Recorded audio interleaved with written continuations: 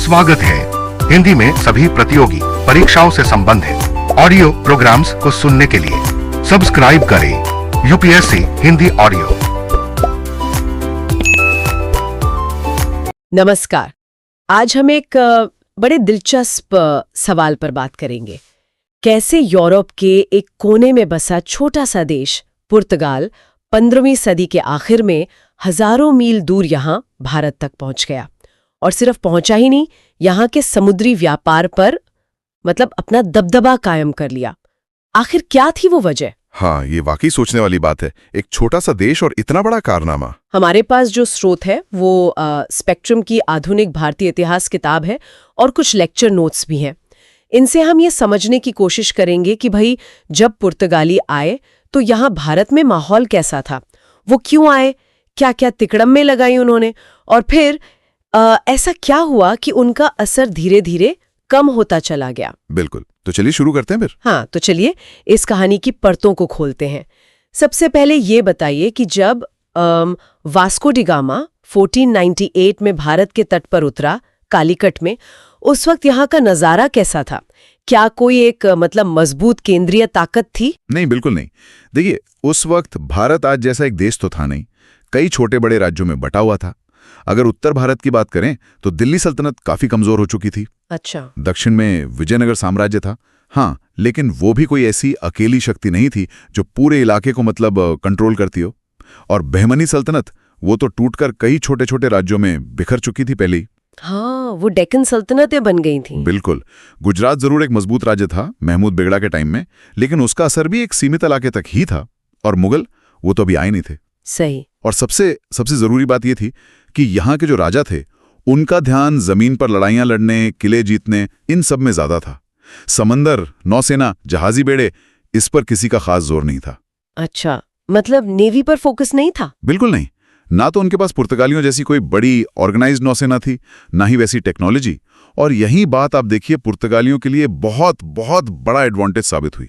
अच्छा, तो कह सकते हैं कि मैदान काफी हद तक खाली था, कम से कम समुद्र के रास्ते। उन्हें रोकने टोकने वाला कोई बड़ा खिलाड़ी नहीं था उस वक्त। हाँ, एक तरह से कह सकते हैं। लेकिन फिर भी उनके पास ऐसा क्या खास था जो उस वक्त के समुद्री व्यापारियों जैसे अरबों के पास नहीं था?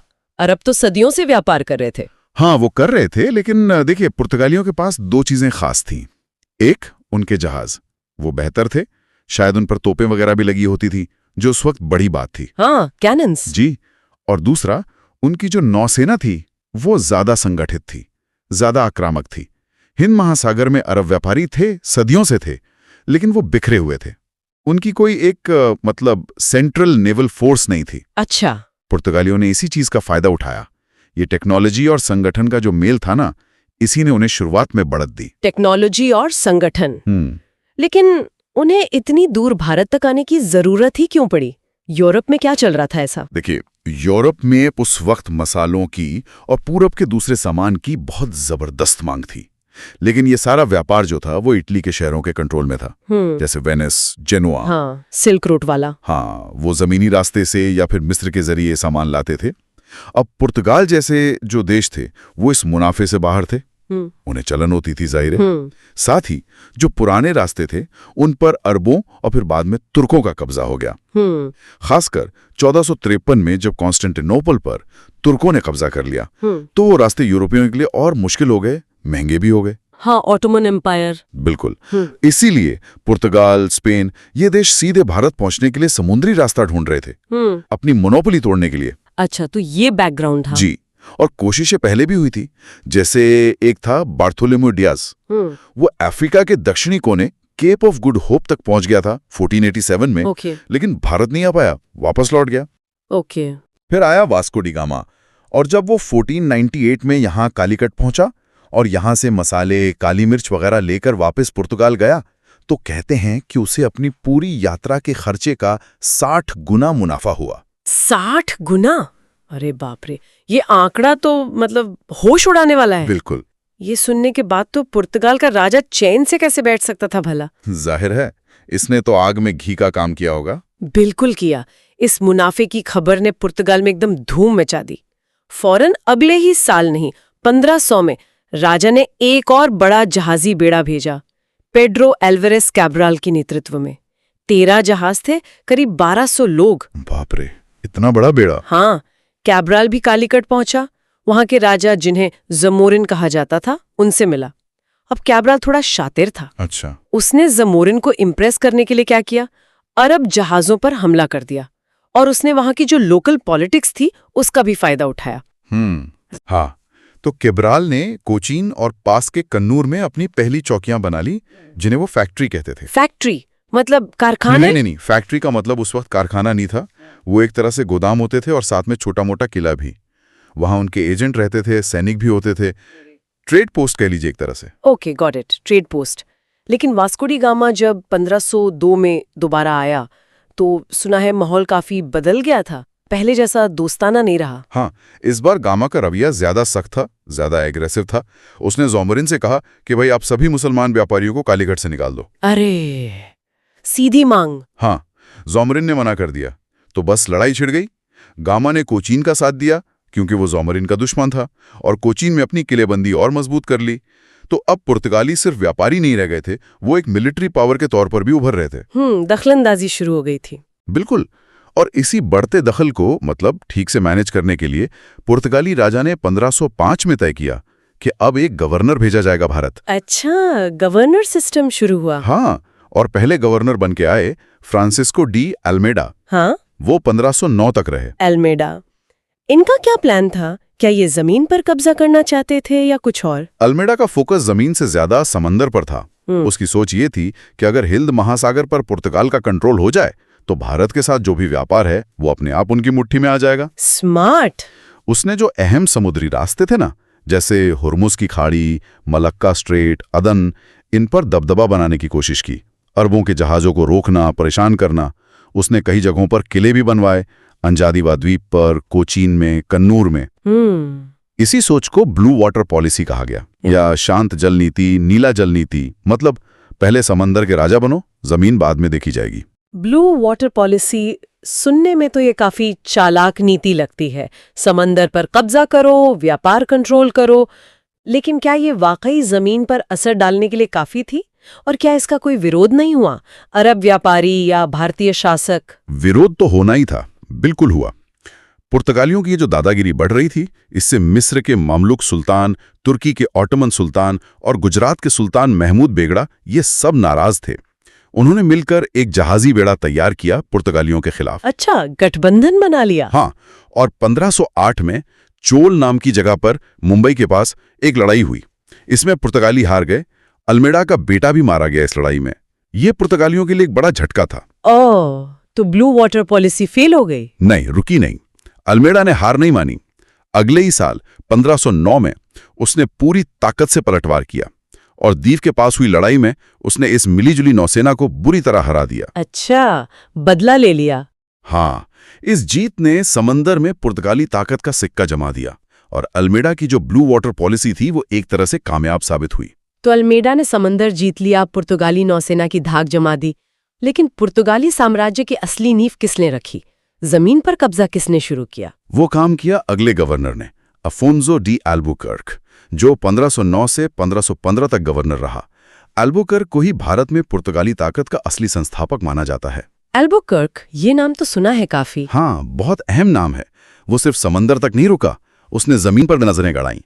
एल्बुकर्क ने आते ही बड़े कदम उठाए। सबसे अहम, सबसे बड़ा काम था 1510 में बीजापुर के सुल्तान यूसुफ आदिल शाह से लड़कर गोवा छीन लेना। गोवा, हाँ, ये तो टर्निंग पॉइंट था। बिल्कुल। गोवा अगले 450 सालों तक पुर्तगालियों का सबसे बड़ा गढ़ बना रहा भारत में। फिर उसने गोवा के आसपास के जो दूसरे बंदरगाह थे जैसे राजौरी, दाबोल, उन पर भी अपना शिकंजा कसा। एक और बड़ा और विवादास्पद काम उसने किया। उसने पुर्तगाली मर्दों को भारतीय औरतों से शादी करने के लिए बढ़ावा दिया। अच्छा, क्यों? मकसद ये था कि गोवा और आसपास के इलाकों में एक ऐसी आबादी तैयार की जाए जो पुर्तगाल की वफादार हो, ईसाई धर्म को मानती हो और यहीं बसी हो। ये एक तरह की कॉलोनाइजेशन पॉलिसी थी। काफी दूर की सोच थी। हाँ, और इसके अलावा उसने पूरब में मलक्का पर कब्जा किया 1511 में, जो मसाले के व्यापार के लिए बहुत जरूरी था। और पश्चिम में फारस की खाड़ी के मुहाने पर हॉर्मुज पर कब्जा किया 1515 में। ये दोनों उस वक्त के सबसे अहम व्यापारिक चौकियां थीं। बाप रे, मतलब उसने तो पूरब से पश्चिम तक एक पूरा नेटवर्क बना दिया। बिल्कुल। अल्बुकर्क ने ब्लू वाटर पॉलिसी से आगे बढ़कर जमीन पर कब्जा करने और उसे बसाने की एक व्यवस्थित नीति अपनाई। गोवा का मिलना तो उनके लिए जैसे जैकपॉट लग गया। हाँ, गोवा तो स्ट्रेटेजिकली भी बहुत इंपॉर्टेंट था। एकदम। गोवा उनके भारतीय साम्राज्य का केंद्र बन गया। अल्बुकर्क के बाद भी पुर्तगाली फैलते रहे। पश्चिमी तट पर उन्होंने चावल 1531, दीव 1532, फिर सालसेट और बेसिन, आज का वसई, 1534 जैसे इलाकों पर कंट्रोल किया। पूर्वी तट पर भी वो पहुंचे। मछलीपट्टनम, पुलिकट, नागपट्टनम में अपने ठिकाने बनाए। ये दक्षिण पूर्व एशिया के साथ व्यापार के लिए जरूरी थे। यहां तक कि बंगाल में, हुगली में भी उन्हें फैक्ट्री खोलने की इजाजत मिल गई। पहले बंगाल के सुल्तान महमूद शाह ने दी, बाद में अकबर ने भी कंफर्म कर दिया। अच्छा, बंगाल तक पहुंच गए। तो ये काफी बड़ा इलाका हो गया था उनके प्रभाव में। इस सब पर नजर रखने के लिए उनका इंतजाम कैसा था? मतलब एडमिनिस्ट्रेशन कैसा था? देखिए, सबसे ऊपर तो वायसराय या गवर्नर होता था, जो आमतौर पर 3 साल के लिए पुर्तगाल से आता था। उसकी मदद के लिए एक सेक्रेटरी होता था। ओके। फिर एक बहुत बड़ा अफसर होता था, वेडोर द फेजेंडा। आप समझिए कि वो फाइनेंस और शिपिंग मिनिस्टर जैसा था। सारा रेवेन्यू, कार्गो, जहाजी बेड़ों को भेजना, ये सब वही देखता था। Finance control. जी। और फिर अलग अलग जगहों पर जो किले या फैक्ट्रियां थी, उनकी देखरेख के लिए कैप्टन होते थे। ठीक है। अल्बुकर्क के बाद एक और गवर्नर का नाम लेना जरूरी है, नीनो द कुन्हा। वो 1529 से गवर्नर रहा। उसने एक बड़ा काम ये किया कि 1530 में राजधानी को कोचीन से गोवा शिफ्ट कर दिया। अच्छा, गोवा कैपिटल बन गया। हाँ, इससे गोवा का महत्व और बढ़ गया और उसने गुजरात के सुल्तान बहादुर शाह से संधि करके बैसीन और दीव पर भी पुर्तगाली कब्जा पक्का करवा लिया था। आपने गुजरात के बहादुर शाह का जिक्र किया, ये थोड़ा और बताइए कि भारतीय राजाओं का पुर्तगालियों से रिश्ता कैसा था? क्या हमेशा दुश्मनी ही रहती थी या कभी दोस्ती भी हुई? नहीं, हमेशा दुश्मनी नहीं थी। रिश्ते जरूरत के हिसाब से बदलते रहते थे। बहुत प्रैक्टिकल मामला था। जैसे गुजरात का सुल्तान बहादुर शाह, जब उसे मुगल बादशाह हुमायूं से खतरा महसूस हुआ तो उसने पुर्तगालियों से मदद मांगी। अच्छा, मुगलों के खिलाफ। हा? और इसी मदद के बदले उसने 1534 में बेसिन का द्वीप उन्हें दे दिया और दीव में किला बनाने की इजाजत का वादा भी कर दिया। लेकिन जैसे ही हुमायूं का खतरा टला, हुमायूं 1536 में वापस चला गया, बहादुर शाह को पुर्तगाली खटकने लगे। उसे लगा कि अब इनकी जरूरत नहीं, ये ज्यादा ताकतवर हो रहे हैं। रिश्ते बिगड़ गए। तो फिर क्या हुआ? नतीजा, पुर्तगालियों ने उसे बातचीत के बहाने अपने जहाज पर बुलाया और वहीं धोखे से उसकी हत्या कर दी। क्या? मार डाला? हाँ, ये घटना दिखाती है कि पुर्तगाली अपने फायदे के लिए कितने बेरहम और मौकापरस्त हो सकते थे। ये तो बहुत शॉकिंग है। अच्छा, मुगलों के साथ उनके रिश्ते कैसे रहे? अकबर और जहांगीर के दौर में वो तो बहुत ताकतवर थे। हाँ, मुगलों के साथ रिश्ते ज्यादा कॉम्प्लिकेटेड थे। अकबर तो बहुत समझदार बादशाह था। वो पुर्तगालियों से पहली बार 1572 में गुजरात कैंपेन के दौरान मिला, कैम्बे में। उससे पता चला कि अकबर को धर्मों के बारे में जानने में बड़ी दिलचस्पी है। अब पुर्तगालियों को लगा, वाह, ये तो मौका है, शायद हम बादशाह को ही ईसाई बना ले। हाँ, ये तो बड़ी उम्मीद लगा ली उन्होंने। हाँ, इसी उम्मीद में उन्होंने जेसुइट पादरियों के कई मिशन अकबर के दरबार में भेजे। पहला मिशन 1580 में आया, जिसमें रुडोल्फो एक्वावीवा और एंटोनियो मोंसेरेट जैसे पादरी थे।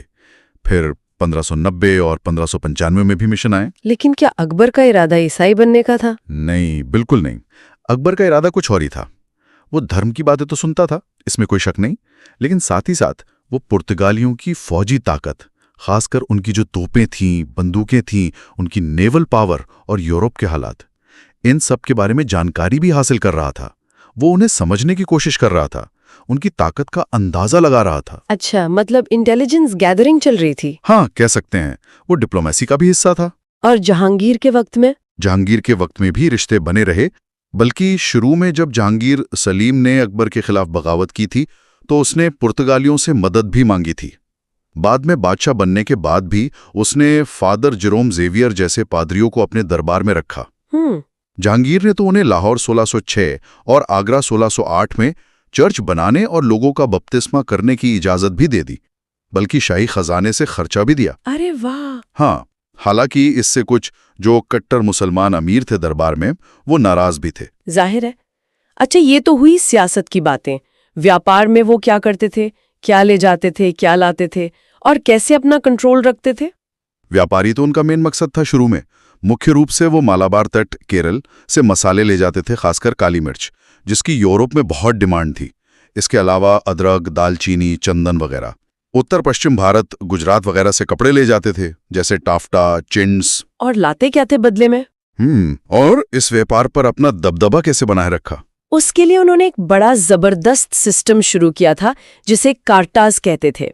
कार्टाज? हाँ। कार्टाज ये क्या था? ये एक तरह का परमिट या लाइसेंस था जो गोवा का पुर्तगाली गवर्नर जारी करता था। हिंद महासागर या अरब सागर में चलने वाले किसी भी भारतीय जहाज को, चाहे वो किसी भी राजा का हो, ये कार्टाज लेना पड़ता था। मतलब कंपल्सरी था? हाँ, बिल्कुल। जिसके पास कार्टाज नहीं होता था, पुर्तगाली उसे दुश्मन या समुद्री डाकू मानकर उसके जहाज को लूट लेते थे या डुबो देते थे। बाप रे, ये तो सीधी सीधी दादागिरी हुई समुंदर पर। हाँ, बिल्कुल। एक तरह का प्रोटेक्शन मनी जैसा सिस्टम था ये। सोचिए, हालत ये थी कि मुगल बादशाहों के जहाजों को भी हज पर जाने के लिए ये कार्टाज लेना पड़ता था। मुगलों को भी, इतने ताकतवर एम्पायर को, उन्होंने इसका कड़ा विरोध क्यों नहीं किया? अपनी नेवी क्यों नहीं बनाई? वही बात जो हमने शुरू में की थी, नौसेना की कमी। मुगलों समेत ज्यादातर भारतीय ताकतों का ध्यान जमीन पर था। उनकी ताकत, उनकी घुड़सवार सेना थी, हाथी थे, किले थे। समंदर पर राज करने की ना तो उनके पास उस वक्त क्षमता थी, ना शायद वैसी स्ट्रेटेजिक सोच। पुर्तगालियों ने इसी वैक्यूम को, इसी खाली जगह को भरा। ये काटा सिस्टम तो वाकई उनकी ताकत का बड़ा सिंबल था। तो सब कुछ उनके हक में लग रहा था। जबरदस्त नौसेना, व्यापार पर कंट्रोल, किले, काटा सिस्टम। फिर ऐसा क्या हुआ कि भारत में उनकी ताकत ढलान पर आ गई? वो अंग्रेजों या फ्रांसीसियों की तरह एक बड़ा साम्राज्य क्यों नहीं बना पाया? हाँ, ये बड़ा सवाल है। देखिए, कोई एक कारण नहीं था, कई कारण थे जो धीरे धीरे जमा होते गए और पुर्तगाली शक्ति के पतन की वजह बने। अच्छा, क्या क्या थे वो? तो गलत रणनीति थी। बिल्कुल। दूसरा, उनके जो अफसर थे, व्यापारी थे, उनमें बहुत ज्यादा भ्रष्टाचार फैल गया। उनका ध्यान बस लूटपाट करने, पैसा बनाने और अपना घर भरने पर ज्यादा था। एडमिनिस्ट्रेशन पर, राजकाज संभालने पर कम। अच्छा, करप्शन। हाँ, बहुत ज्यादा। तीसरा, उसी दौरान पुर्तगाल को ब्राजील मिल गया और ब्राजील उन्हें भारत से कहीं ज्यादा फायदेमंद लगने लगा। तो उनका ध्यान, उनके संसाधन, वो सब बट गए। भारत पर फोकस कम हो गया। Brazil factor. चौथा, पुर्तगाल में जो राजा बैठा था उसका कंट्रोल बहुत ज्यादा था। यहां भारत में जो गवर्नर या अफसर थे, उन्हें हर छोटी बड़ी बात के लिए लिस्बन से इजाजत लेनी पड़ती थी। इससे मौके के हिसाब से तेजी से फैसले लेने में दिक्कत होती थी। इनिशिएटिव खत्म हो गया। ब्यूरोक्रेसी की प्रॉब्लम। हाँ। पांचवां, जब डच और अंग्रेज आए, वो पुर्तगालियों से ज्यादा ऑर्गेनाइज्ड थे। उनके पास बेहतर जहाज थे, बेहतर हथियार थे, और उनकी जो व्यापार करने की नीतियां थीं, वो ज्यादा फ्लेक्सिबल और कामयाब रहीं। पुर्तगाली इस नए कंपटीशन में पिछड़ गए हैं। मतलब उनसे बेटर कॉम्पिटिटर आ गए। बिल्कुल। और छठा, यूरोप में भी पुर्तगाल की ताकत कम हो रही थी। वो कुछ समय के लिए स्पेन के अधीन भी रहा, अंग्रेजों से भी उसकी लड़ाइयां हुई और वो हारा। इसका असर यहां भारत में भी उनकी ताकत पर पड़ा। तो कई सारे फैक्टर्स एक साथ आ गए। जी। नतीजा ये हुआ कि धीरे धीरे पुर्तगाली अपने जीते हुए कई इलाके खोते गए। डच ने उनसे मसाले वाले इलाके छीने, अंग्रेजों ने भी उन्हें हराया, और आखिर में वो गोवा, दमन और दीव तक ही सिमट कर रह गए, जो आज़ादी के बाद तक उनके पास रहे। तो कुल मिला के कहानी ये बनी कि भारत की उस वक्त की अंदरूनी कमजोरी, राजनीतिक बिखराव और पुर्तगालियों की शुरुआती समुद्री ताकत और मुनाफे के लालच ने उन्हें यहाँ पैर जमाने का मौका दिया। अल्मेडा और खासकर अल्बुकर्क जैसे लोगों ने उसे बढ़ाया, गोवा जैसा बेस बनाया।